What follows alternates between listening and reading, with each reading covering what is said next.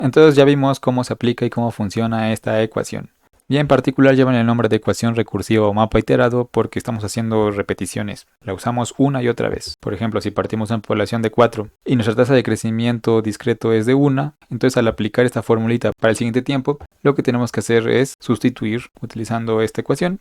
Y nos quedaría esta expresión, que si se dan cuenta tenemos que utilizar el valor previo. Y sustituyendo pues nos queda esto. Si yo quisiera el tiempo 2, tendría que hacer lo mismo. Utilizando la ecuación, pues yo tendría que utilizar el valor previo que obtuve. Y eso me daría este resultado. Y así para los demás, si yo quiero calcular el tamaño poblacional en el tiempo 3, tendría que utilizar el tamaño poblacional en el tiempo anterior, en el tiempo 2. Y bueno, lo mismo sería para otros tiempos. Siempre tengo que utilizar el tiempo anterior. Entonces básicamente aquí lo que estoy haciendo es repetir una y otra vez, que es similar a lo que ocurre cuando compartimos pantalla y tenemos el espejo infinito. Nuestra pantalla quiere compartir algo, pero está compartiendo el mismo programa que comparte y eso está compartiendo lo que comparte y lo que comparte y lo que comparte y entonces obtenemos esto. Y bueno, si yo quisiera calcular más valores, por ejemplo, mi tamaño poblacional en el tiempo 1000, yo lo que tendría que hacer es utilizar el tiempo anterior. Entonces tendría que calcular la población en el tiempo anterior, en el tiempo 999. Entonces, bueno, pues esto da mucha flojera. Si a mí lo que me interesara fuera solo este valor, yo tendría que haber calculado pues 999 valores previos. Y bueno, qué flojera.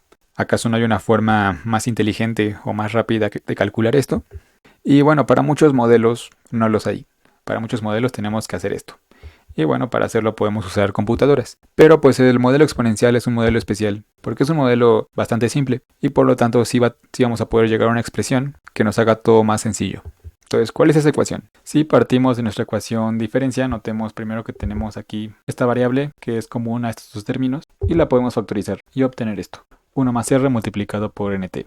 Y luego podemos definir un nuevo parámetro, el parámetro lambda, que va a ser igual a 1 más r. Y este se va a llamar tasa discreta de crecimiento poblacional. Aquí pues el nombre de este parámetro y de la r son muy similares. La r era tasa neta de crecimiento discreto y esta es tasa discreta sin el neto. Pero bueno, son parámetros que están relacionados entre sí, pero no son lo mismo. Entonces no se confundan, aunque los nombres sean muy similares. Y bueno, sustituyendo esto por mi lambda, yo obtendría pues simplemente esta expresión. Nt más 1 es igual a mi lambda multiplicada por mi n de t.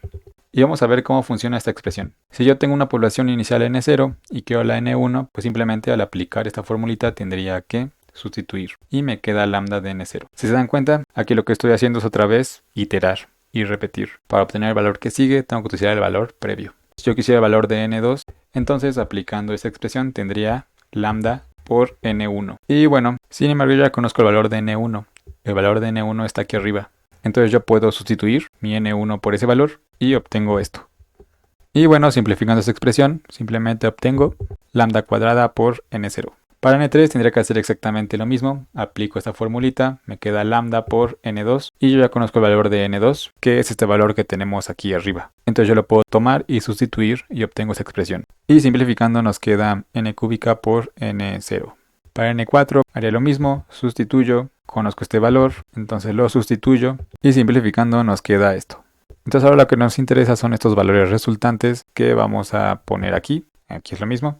Y podríamos empezar a fijarnos si hay algún patrón. En particular, para que sea más claro el patrón, podemos desarrollar los primeros para que se parezcan a los siguientes. Nuestro valor de n0 también lo podemos escribir de esta manera, como lambda a la 0, que eso sería 1 por n0. Y nuestra n1 la podemos escribir también como lambda a la 1 por n0. Y entonces lo que nos interesa a nosotros a partir de esto es llegar a una expresión para calcular n en cualquier tiempo t. Y para eso podemos fijarnos en el patrón que hay aquí. Primero fijémonos que todas las expresiones tienen un n0 y una lambda. Entonces, pues posiblemente nuestra expresión también deba tener una n0 y una lambda. Y después fijémonos que pues aquí hay un patrón. En el tiempo 0 nuestra lambda la elevamos a la 0. En el tiempo 1 a la 1, en el 2 a la 2, en el 3 a la 3, en el 4 a la 4. Entonces nuestra expresión para cualquier tiempo t pues podría ser lambda elevada a la t por n0. Y bueno, entonces esta es la expresión que buscábamos. Y es a la que se le conoce como la solución del modelo. Entonces, recapitulando, aquí tenemos las dos expresiones, nuestra ecuación recursiva o ecuación diferencia y la solución del modelo. Y recordemos que estas están relacionadas, recordemos que la lambda es igual a 1 más r. Y las dos ecuaciones me sirven para lo mismo, para conocer tamaños poblacionales. Sin embargo, funcionan distinto. La primera me permite saber el tamaño poblacional en un tiempo si yo conozco el tamaño poblacional en el tiempo anterior. El ejemplo que teníamos era este. Si yo quería conocer pues en el tiempo 1000, tendría que haber hecho 99 cálculos. Sin embargo, pues este me soluciona ese problema. Con esta expresión yo puedo encontrar para cualquier tiempo que se me ocurra. Entonces yo sabiendo que mi población inicial es de 4, me faltaría conocer mi lambda. Y bueno, la lambda solamente es 1 más r. Entonces si mi r valía 1, entonces sería 1 más 1, que sería 2. Entonces con estos valores que yo tengo, yo sustituyo con esta expresión y obtengo mi lambda, que es 2, elevada a mi tiempo, que es 1000, multiplicada por mi población inicial, que es 4. Y bueno, me da este valor, que no me voy a molestar en ponerlo porque es un número enorme. Y finalmente encontremos otras expresiones relevantes. Si yo partiendo de mi ecuación diferencia paso la n al otro lado restando, pues obtengo esto. Que esto que nos queda del lado izquierdo, ya lo habíamos visto, es nuestra delta n, el cambio poblacional del tiempo t al tiempo t más 1. Y bueno, entonces simplemente sustituyendo por delta n esto, obtengo esto. Entonces esta expresión que tenemos aquí es la expresión del cambio poblacional.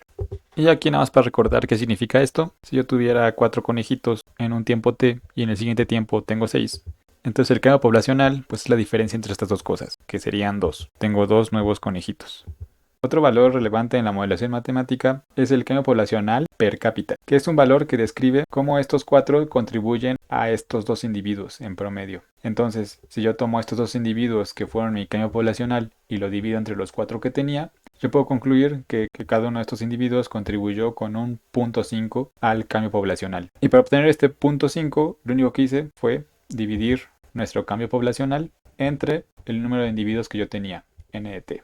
Y entonces este va a ser nuestro cambio poblacional per cápita. Entonces, ¿cómo yo obtengo esta expresión a partir de esta otra? Pues aquí simplemente para tener de este otro lado mi delta n entre mi nt, pues tengo que pasar esto dividiendo al otro lado. Y lo que obtengo es esto, que sería una expresión del cambio poblacional per cápita. Es decir, cuánto contribuye cada individuo en promedio al cambio poblacional. En resumen, pues estas son las expresiones más importantes del modelo de crecimiento exponencial, junto con los supuestos que son centrales para entender las limitaciones y la aplicabilidad de este modelo.